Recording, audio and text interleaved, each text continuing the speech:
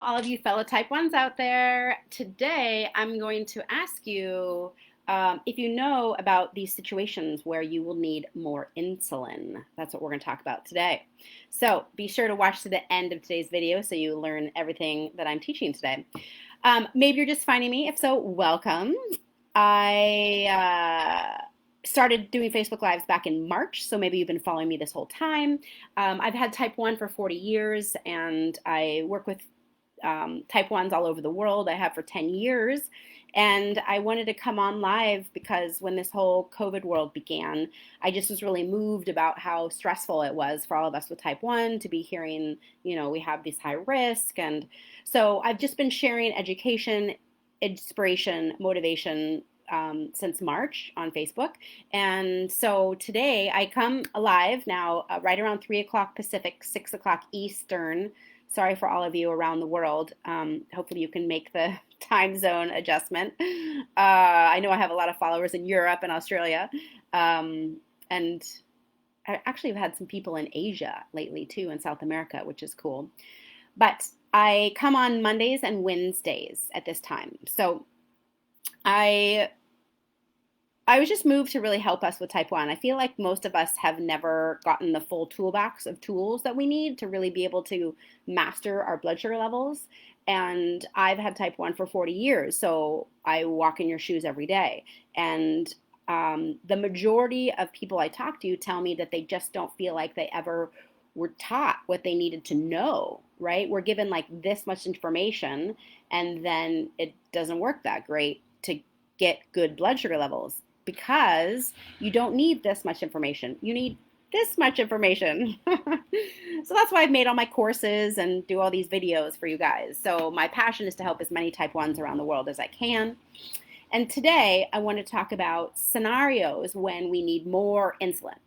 So I was thinking about this today because as it becomes winter, for those of us in the Western Hemisphere, you might be more sedentary, right? Anytime you're more sedentary, your insulin sensitivity goes down, which means you might need a little bit more of a basal rate, or you'll need a bigger dose than normal for your meal.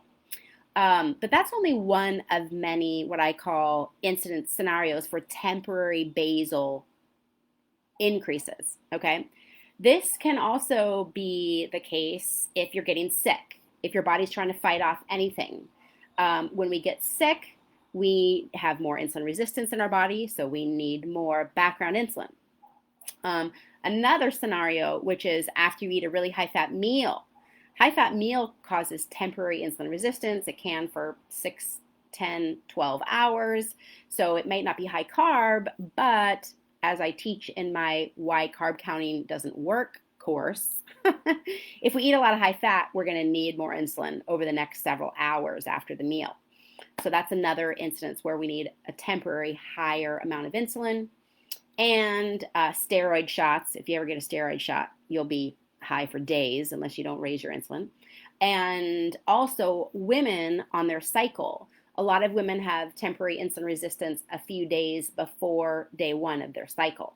Now, how do we make adjustments for all of this? Well, you definitely need to work with your provider and find all of this out. I am a consultant for patients with type 1, so I teach this in my courses. But diabetes is really a dance.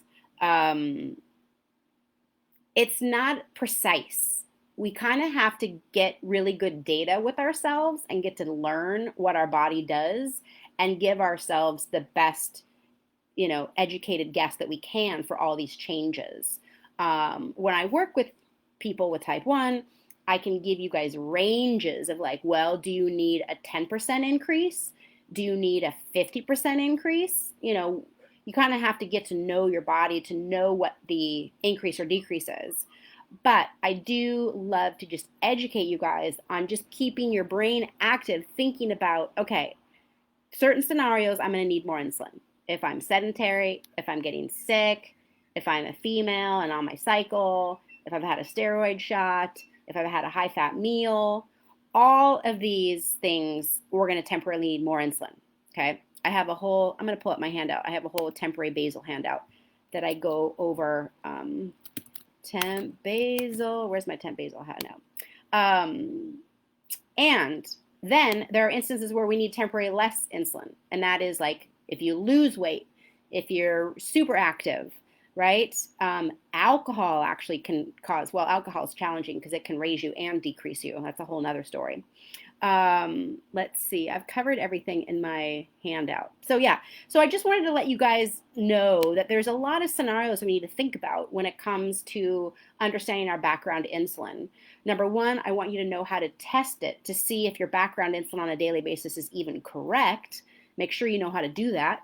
Work with your provider, or I teach that in my How to Get Off the Blood Sugar Roller Coaster course. That's the first thing, you get that basal rate set correctly. And then the second thing is you have to think about all these other scenarios. Are you sedentary? Are you getting sick? Did you have a steroid shot? Are you a female on your cycle leading up to your cycle, right? Did you have a high fat meal? All these things are going to need more insulin, okay? Let's see. Nick says, wish MDI was that helpful. I don't know what you mean by that. I'm on MDI. So when I need more insulin, I just do microdosing over the next several hours, or I raise my long acting, which isn't as precise, of course, as a pump, because you can just increase the basal for a certain percentage. But let's see. Nick says I'm the only one to teach this. I know, isn't that? It's just, well, thank goodness you guys found me.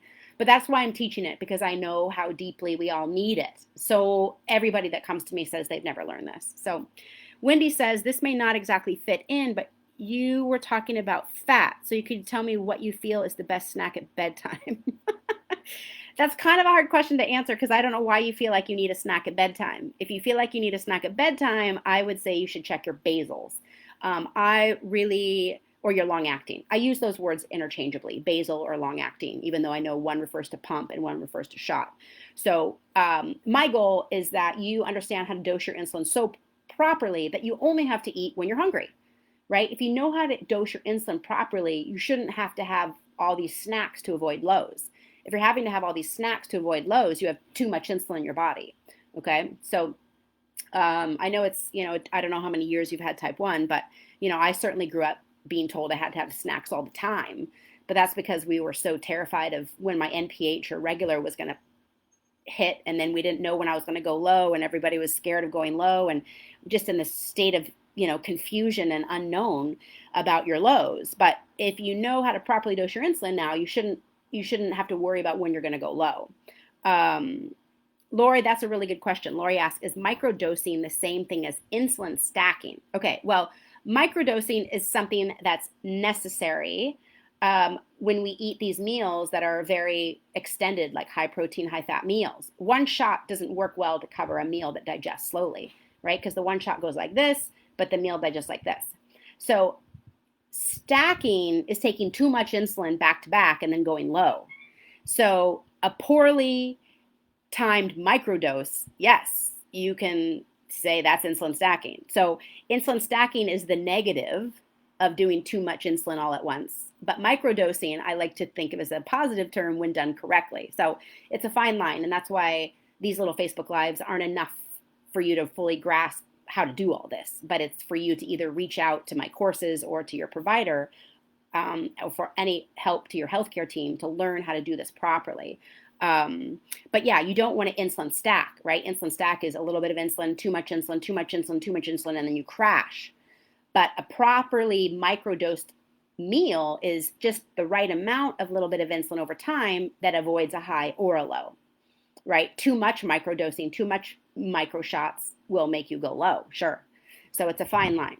I know many of you have been told you can never take another shot or bolus for 2 or 4 hours after your first one. Well, I don't teach that because there's a lot of scenarios that don't fit into that rule. If you're 300 and you only took 1 unit an hour ago, that 1 unit isn't going to bring your 300 down, right? So we have to kind of use critical thinking to make all these decisions every day. Aaron says, I have so much going on right now that it's really difficult to get all this under control. Cortisone shots for tarsal tunnel syndrome sent blood sugars into 400s for a week. Yeah, I'm so sorry, Aaron. I feel for you. Cortisone shots create such insulin resistance. It's hard. I would just say, work with your provider to figure out what level of increased basal you need, eat lower carb, and, walk around as much as you can to just keep your insulin sensitivity, keep active. You don't have to just work out for half an hour, but if you can fit in lots of little walks, that would be great. So great questions, you guys, today. Great comments. I'm so glad you found me. Please check out my website for more resources, drjodyn.com. And yes, I am still working on my membership program. My dream is to help thousands of type 1s around the world, which of course I can't do just with my one-on-one consulting practice, that I've actually temporary has closed that right now, so I can work more on creating this membership program where we have intelligent and optimistic and educated conversations about all of this stuff, so I can reach endless numbers of you and give you good training and support. All right, so stay tuned. I don't have a date when that's ready yet because I'm still learning the software and putting out the plans. But I'm so glad you found me. Please sign up for my, my free video. I'm not doing newsletters right now, but I have a newsletter sign up on my website. And that's just a way for me to capture your email so you'll get notified when the membership is ready. So that is at drjodynd.com. And I'll be back on Monday, 3 o'clock Pacific, 6 o'clock Eastern. And I'm not sure what that is in Europe and Asia and Australia, but hopefully you can figure that out. Thanks so much for watching. Have a great day. Bye for now.